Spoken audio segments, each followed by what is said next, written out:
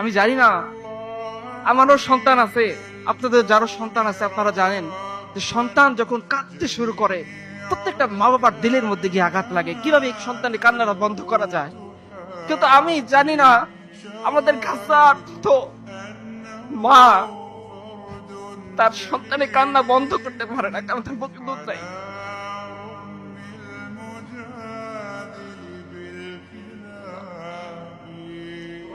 আমাদের গাছার কত বোন তার সন্তানকে রাতের বেলা ঘাসের স্যুপ খাইয়ে সান্ত্বনা দেয়, বাবা শুয়ে থাকো, হয়তো বাংলাদেশ থেকে তোমার ভাই আসবে তোমার জন্য খাবার,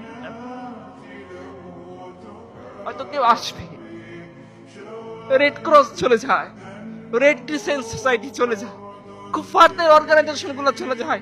আপনারা ওয়েস্টে দেখতে পাবে বিভিন্ন ইউনিভার্সিটি গুলোতে তারা গাজার পক্ষে প্রটেস্ট করতেছে, পতাকা নিয়ে দাঁড়ায় যাচ্ছে। আজকে মুসলিম উম্মাহ কখনো কি রেস্টুরেন্টে গিয়ে পাস্তি করার সময় এই বাইটের কথা মনে পড়ে আমাদের? আল্লাহ যদি আমাদেরকে আসামির কাঠগড়ায় দাঁড় করান, সম্ভবত আমাদের আর কিছু বলার থাকবে না। যখন আল্লাহ সুবহানাহু ওয়া তাআলা আমাদেরকে জিজ্ঞাসা করবেন যে আমি তো ক্ষুধার্ত ছিলাম, তোমরা কি আমাকে খাবার দিয়েছো? বান্দা জিজ্ঞাসা করবে, হে আল্লাহ তুমি তো রাজ্জাক, তুমি আমাদেরকে রিজিক দিয়েছো, আমি তোমাকে কি খাবার দান করব?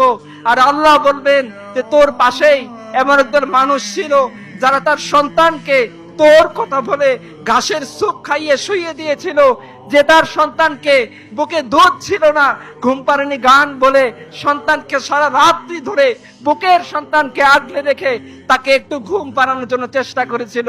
তুই যদি তাকে খাবার পৌঁছায় দিতি, তবে আমাকে খাওয়ানো হইতো।